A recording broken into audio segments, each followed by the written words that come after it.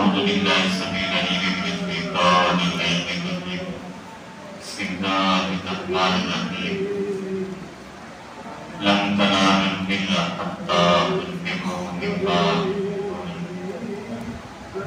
وما تنفقوا من شيء فإن الله به عليم صدق الله مولانا العظيم نہتی ولد الاسلام حضرت ساتھی میں نے سورہ آل عمران کی 92 نمبر آیت جہاں سے چوتھا پارہ آغاز ہو رہا ہے اس کی تلاوت میں درخواست کیا اللہ رب العزت نے فرمایا لن تنالوا البر حتى تنفقوا مما تحبون وما تنفقوا من شيء فإن الله به عليم. اس آیت مقدسہ کی روشنی میں قرآن کریم کی دیگر آیات کی حمایت کے ساتھ ہم تقویٰ کے متعلق جاننے کی کوشش کریں گے کہ تقویٰ کیا ہے اور سب سے بڑا متقی کون ہوتا ہے. اللہ رب العزت نے فرمایا لن تنالوا البر حتى تنفقوا مما تحبون. تم ہرگز نیکی کو پا بھی نہیں سکتے حتى تنفقوا مما تحبون، یہاں تک کہ آپ خرچ نہ کرو مما تحبون، ہر اس چیز میں سے جسے تم پسند کرتے ہو، محبوب رکھتے ہو، جسے تم محبت کرتے ہو. اب دیکھیں اللہ رب العزت نے نیکی اور نیکی کی معراج اور اصل نیکی کے حوالے سے فرمایا کہ تم نیکی پا ہی نہیں سکتے، تمہیں نیکی مل ہی نہیں سکتی، تم نیکی کی حقیقت کو پہنچ ہی نہیں سکتے اور تم نیکی کے ثمرات پا ہی نہیں سکتے اور تمہارا وہ عمل نیکی کا عمل ہو ہی نہیں سکتا. کون سا عمل؟ فرمایا حتیٰ تنفقوا مما تحبون، کوئی بھی عمل نیکی کا عمل نہیں کہنا ہے. کیا نماز، کیا روزہ، کیا حج، کیا زکات، کیا تسبیحات، کیا ذمہ کیا تلاوت، کیا ذکر، کیا تسبیح، کیا تقدیس، کوئی بھی عمل تمہارا نیکی نہیں ہوگا. کب تک؟ حتیٰ تنفقوا مما تحبون، اس وقت تک جب تک تم اللہ کی راہ میں اپنی پسندیدہ چیز خرچ نہیں کرتے. اب خرچ کرنا، اللہ کی راہ میں خرچ کرنا، اس کا کتنا بڑا مقام ہے اور اس کی اللہ کے ہاں کتنی بڑی اہمیت ہے. دوسروں کے کام آنا، اپنے مال کو خرچ کرنا، لوگوں پر خرچ کرنا، عوام الناس پر خرچ کرنا، یتیموں، مسکینوں، محتاجوں، ضرورت مندوں پر خرچ کرنا، اپنے عائلہ و اقارب پر خرچ کرنا، حاجت مندوں پر اسے خرچ کرنا، اس مال کی، اس دولت کی اتنی بڑی اہمیت ہے کہ اگر یہ نہ ہو تو اللہ فرماتا ہے لن تنالوا البر، تم نیکی کر کے بھی نیکی کو پا نہیں سکتے. وہ جو عمل دیکھنے میں تم کر رہے ہو اور وہ تمہیں نیکی لگتا ہے، وہ دیکھنے میں ہے، حقیقت میں وہ نیکی نہیں ہے. آپ ہر وقت نماز میں ہیں، سجدے میں ہیں، ذکر کر رہے ہیں، تلاوت کر رہے ہیں، روزہ رکھا ہوا ہے سارا کا سارا دن، آپ جہاد میں پھرتے ہیں، مگر اگر اپنی پسندیدہ چیز، اپنا مال، اپنی دولت، اپنی جائیداد، اپنا رزق جو اللہ نے تمہیں دے رکھا ہے، اسے اللہ کی راہ میں، اللہ کی مخلوق پر خرچ نہیں کرتے تو تمہاری نیکی نہیں. اللہ رب العزت نے دو الفاظ میں بیان فرما دیا. اب ہمارے یہاں نیکی کا تصور کیا ہے؟ ہم اکثر یہ بھی کہتے ہیں یار وہ ہم سے اچھا ہے، کم از کم نماز تو پڑھتا ہے، ہم سے اچھا ہے، کم از کم مسجد میں تو جاتا ہے. ہمارے یہاں نیکی کا یہ معیار ہے کہ نماز پڑھ لی نیک ہو گئے، روزہ رکھ لیا نیک ہو گئے، حج کر لیا نیک ہو گئے، تسبیح پڑھتے ہیں، پھیر لیتے ہیں نیک ہو گئے. ہاتھ میں ہر وقت تسبیح رکھتے ہیں, درود پاک پڑھتے ہیں, نیک ہو گئے. قرآن کی تلاوت ہمیں لوگ دیکھتے ہیں کہ ہم کثرت سے پڑھتے ہیں, ہم سمجھتے ہیں کہ ہم نیک ہو گئے. مگر اللہ نے کیا فرمایا؟ لن تنالوا البر, جسے تم نیکی سمجھ پھر رہے ہو اس نیکی کو تم ہرگز پا ہی نہیں سکتے.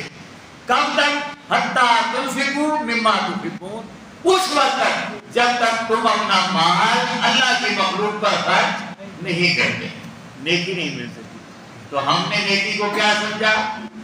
ہم کسے نیکی سمجھ رہے ہیں؟ ہم سجدوں کو نیکی سمجھتے ہیں, ہم رکوع قیام کو نیکی سمجھتے ہیں, ہم حج کو نیکی سمجھتے ہیں, ہم نماز کو نیکی سمجھتے ہیں, ہم قرآن کی تلاوت کو نیکی سمجھتے ہیں. یہ ساری چیزیں عمل ہیں. یہ نیکی اس وقت کرتی ہے جب بندہ اپنا مال اللہ کے بندوں پر خرچ کرتا ہے. اس سے پہلے یہ عمل صرف عمل ہوتا ہے, نیکی نہیں کہہ رہا. سمجھ آ رہی ہے نا میری بات؟ ہمارا تصور تھوڑا سا چینج ہوا ہے, مگر قرآن کی تعلیمات اور ہے وہ فرماتا ہے کہ یہ جتنے بھی تم نیک اعمال کرتے ہو, حقوق اللہ جتنے بھی ادا کر رہے ہو اور انہیں سمجھتے ہو یہ نیک اعمال ہیں, یہ اس وقت تک اعمال ہیں, نیک نہیں ہوں گے جب تک تم میرے بندوں پر اپنا مال خرچ نہیں کرتے. مال خرچ نہیں کرتے.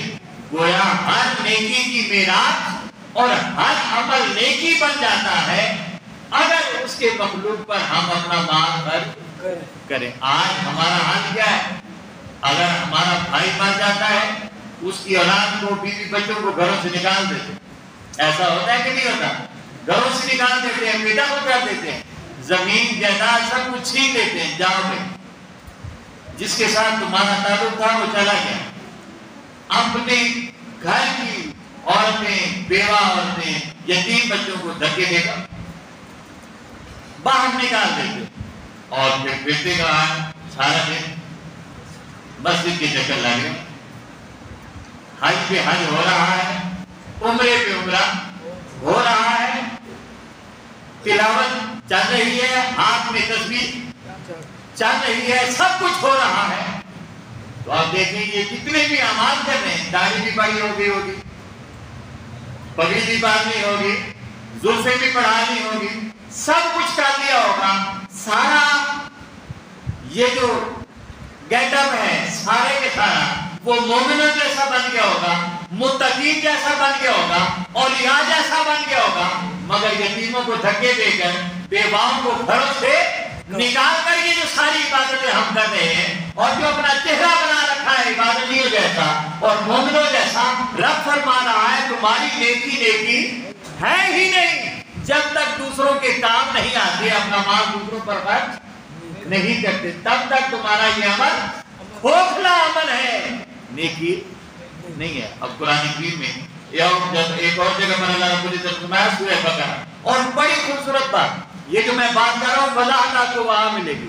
ہم نے نیکی کسے سمجھا اور اللہ نے نیکی کسے بتایا ہے کہ نیکی یہ ہے, نیکی یہ. آپ دیکھیں اللہ فرماتا ہے لیس البر, ہم سمجھتے ہیں خانہ کعبہ کی طرف منہ ہو گیا نیکی ہو گئی, ہم سمجھتے ہیں خانہ کعبہ کا طواف ہو گیا نیکی, اسی طرح سمجھتے ہیں نیکی ہوگی. بڑا نیک آدمی ہے, بڑے حج کرتا ہے, بڑے عمرہ کرتا ہے, بڑا نیک آدمی ہر وقت مسجد میں ہوتا ہے, بڑا نیک آدمی ہر وقت تلاوت کرتا رہتا ہے. آؤ قرآن کیا کہتا ہے نیکی کیا ہے؟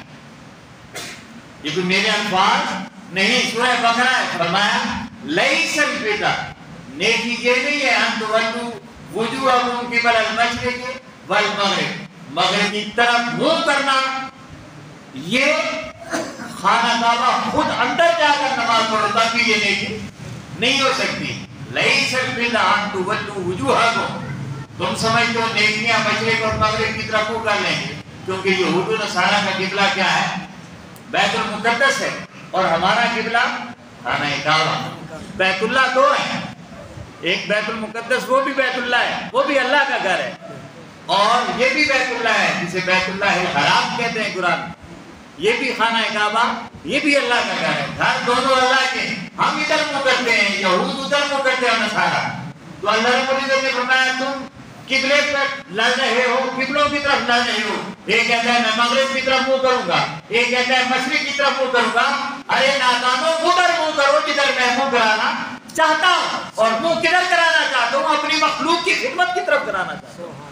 تم دیواروں کی طرف منہ کرتے ہو، میں تمہیں لوگوں کی طرف منہ کرنا سکھا رہا ہوں۔ اللہ فرماتا ہے تم سمجھتے ہو خانہ کعبہ کی طرف منہ کر لیا تو نیکی ہوگی، اور یہود و نصارہ سمجھتے ہیں بیت المقدس کی طرف منہ کر لیا تو نیکی ہوگی۔ فرمایا لیست البر تولوا وجوہکم قبل المشرق والمغرب، مشرق و مغرب میں منہ پھیرنے سے نیکی حاصل نہیں ہوتی، یہاں نیکی ایسے حاصل نہیں ہوتی، بلکہ کیا ہوا؟ فرمایا ولکن البر، لیکن اللہ فرماتا ہے بتاؤں نیکی کیا ہے، بتاؤں نیکی کیا ہے۔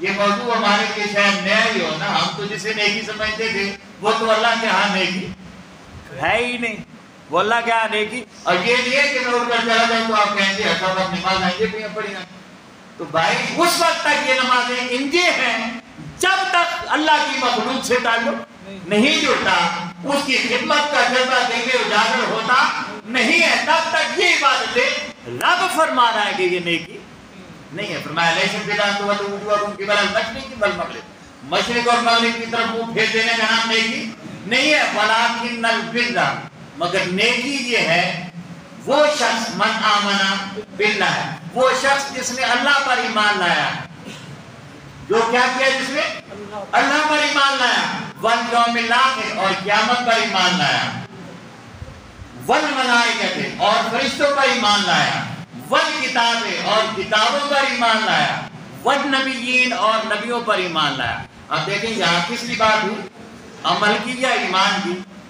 کس کی بات ہوئی ہے بتائیے نا، کس کی بات ہو رہی ہے؟ عمل کی بات ہو رہی ہے، ایمان کی بات ہو رہی ہے؟ ایمان کی، یعنی اللہ پر ایمان، آخرت پر ایمان، اور ملائکہ پر ایمان، کتابوں پر ایمان، اور رسولوں پر ایمان۔ یہ ہے نا آمنت باللہ و ملائکتہ و کتبہ و رسلہ، پڑھتے ہیں کہ نہیں؟ تو یہ جو ایمان ہے، یہ ایمان کے بعد عمل الگ چیز ہے۔ یہ کیا ہے؟ ایمان ہے۔ اب عمل کی طرف آتے ہیں۔ اللہ نے فرمایا کہ جو ایمان ہے، اور اللہ فرماتا ہے نیکی کیا ہے؟ جو ایمان لاتا ہے مجھ پر قیامت کے دن پر، کیونکہ اللہ کے بعد قیامت کا دن حساب اور کتاب کا دن ہے، اور قیامت کا دن اگر یاد ہو تو پھر نیکی کی حقیقت بھی یاد رہتی ہے، اور اگر قیامت کا دن یاد نہ ہو تو نیکی کی حقیقتیں بھی یاد نہیں رہتی۔ قیامت کا دن یاد نہ ہو تو بیواؤں کے سروں پر ہاتھ اور یتیموں کے ہاتھ پکڑنا اور مدد کرنا یہ یاد نہیں رہتا، محتاج اور مفلس اور ضرورت مندوں کا خیال بھی یاد نہیں رہتا، کیونکہ آخرت یاد نہیں ہے، آخرت یاد نہیں ہے۔ تو فرمایا ولکن البر من آمن باللہ، جو اللہ پر ایمان لایا، قیامت پر ایمان لایا، ملائکہ پر ایمان لایا، کتابوں پر ایمان لایا، رسولوں پر ایمان لایا۔ اب ایمان کے بعد عمل آ رہا ہے۔ کیا آ رہا ہے؟ بڑی خوبصورت بات ہے اگر ہم سمجھ جائیں۔ اب ایمان کے بعد عمل کیا ہے؟ ایمان کے بعد کیا کرنا چاہیے تھا ہمیں؟ ہمارے خیال میں کیا ہونا چاہیے؟ میں مومن ہو گئے ہو، اب نماز پڑھو۔ اب کیا پڑھو؟ نماز پڑھو۔ ماہ رمضان آ جائے گا تو روزے رکھ لینا، حج کا مہینہ آ جائے گا تو حج کر لینا۔ اور عمل اللہ فرماتے ہیں عمل کیا ہے؟ ایمان کے بعد فرمایا وآتى المال علی حبہ ذوی القربى والیتامى والمساکین۔ عمل کہاں سے شروع ہوا؟ نماز سے شروع نہیں ہوا، روزے سے شروع نہیں ہوا، حج سے شروع نہیں ہوا۔ اور یہ یاد ہے دوستان جی کا، ہو سکتا ہے کسی کے ذہن میں خیال آئے کہ پتہ نہیں یہ کون سی باتیں ہو رہی ہیں۔ قرآن کریم کا ہر لفظ اور ہر حرف اور ہر حرکت جہاں ہے اس حکیم نے پوری حکمت کے ساتھ وہاں رکھا ہے۔ اس میں اس کی حکمت ہے۔ ہمارے لفظ آگے پیچھے ہو سکتے ہیں، مگر اس نے جو لفظ جہاں رکھا ہے وہ وہیں سجتا تھا اس کے نزدیک، اور وہیں جڑتا تھا اس کے نزدیک، وہیں اس کی اہمیت تھی اس کے نزدیک، اس لیے اس نے نمبر وار رکھا ہے۔ آگے پیچھے وہاں ہوتا نہیں ہے، وہاں جو لفظ جہاں ہے وہ وہی ہے، اور اس کی حقیقت اور اس کا معیار اور مرتبہ اور مقام بھی وہی ہے جہاں وہ کھڑا ہے، جہاں کھڑا ہے۔ تو فرمایا اب محبت اللہ سے ایمان جو لے رہا ہے تو ظاہر ہے کیا ہوگی؟ ایمان محبت کا نام ہے. کس کا نام ہے؟ محبت کا نام ہے. اللہ اور اس کے رسول کی محبت کا نام ہے. پھر فرمایا اب ہوگی اللہ سے محبت؟ جی ہوگی. تو پھر کہا آت المال علی حبی، محبت ہو گئی ہے تو آت المال علی حبی ذوی القربی، محبت خدا سے کرنی ہے، خدمت مخلوق کی کرنی ہے. خدمت مخلوق کی کرنی ہے. اگر مخلوق کی خدمت نہیں کر سکتے تو خدا سے محبت کا دعویٰ بھی جھوٹا ہے. دعویٰ بھی جھوٹا ہے. فرمایا مجھ سے محبت ہے تو پھر نکلو میری مخلوق کی خدمت کی طرف. میری مخلوق کی خدمت آت المال علی حبی ذوی القربی، اپنے رشتہ داروں کو دو. محبت مجھ سے ہے تو اس محبت کا تقاضا یہ ہے کہ جس یتیم کو دھکے دیے ہیں اسے اپنے قریب کرو، اس کی مدد کرو، اس کی ضرورتوں کا خیال کرو. جن بیواؤں کو ٹھکرایا ہے، گھروں سے نکال دیا ہے، ان کے سروں پر دست شفقت رکھو، ان کی ضرورتوں اور حاجتوں کا خیال رکھو. والیتامی والمساکین، والیتامی والمساکین، یتیموں اور مسکینوں کا خیال رکھو. اور اس کے بعد پھر فرمایا وابن السبیل، اب مسافروں کا خیال رکھو. والسائلین، اور لوگ جو مانگتے ہیں ان کی ضرورتوں کا خیال رکھو. یعنی مخلوق خدا کی طرف کوئی فرق اس میں سے اللہ تعالیٰ نے نکالا نہیں ہے. جو مخلوق کی کیفیت ہو سکتی ہے وہ کیفیت اللہ نے یہاں بیان ہو سکتی ہے. یعنی کوئی رشتہ دار ہوگا، کوئی رشتہ دار نہیں ہوگا. ہو سکتا ہے رشتہ داروں میں یتیم نہ ہو تو غیر رشتہ داروں میں یتیم ہوگا. ہو سکتا ہے رشتہ داروں میں مسکین نہ ہو، غیر رشتہ داروں میں مسکین ہو. کوئی مسافر ہو سکتا ہے. اور پھر یہاں مسلمان ہونے کی بھی بات نہیں، غیر مسلم بھی اس میں شامل ہیں. یعنی آپ نے خدمت کرنی ہے. یہ نہیں دیکھنا کہ اس کا تعلق رب سے کیسا ہے، وہ نمازیں پڑھتا ہے کہ نہیں پڑھتا، اس نے کلمہ پڑھا کہ نہیں. وہ انسان ہے، آپ کا کام ہے اس کی خدمت کرنا. اب یہ میں اسے جلدی سے ختم کرتا ہوں. پھر فرمایا وَفِي الرِّقَابِ، غلاموں کو آزاد کراؤ. اب یہ جب کام ہو چکے تو پھر فرمایا مَا أَقَامَ الصَّلَاةَ، اب اس قابل ہو کہ نماز پڑھو. اب اس قابل ہوئے ہو کہ نماز پڑھو. ہم کس قابلیت کی اور کس نیکی کی بات کرتے ہیں؟ فرمایا ادھر سے ہو لو. میری محبت کا تقاضا یہ ہے کہ میری مخلوق کے دکھ درد بانٹ لو، ان کی ضرورتیں پوری کر لو. کر لی ہے تو اب آؤ. ادھر سے فارغ ہو گئے ہو، مولا ہو گئے تو آؤ اور میری بارگاہ میں آؤ.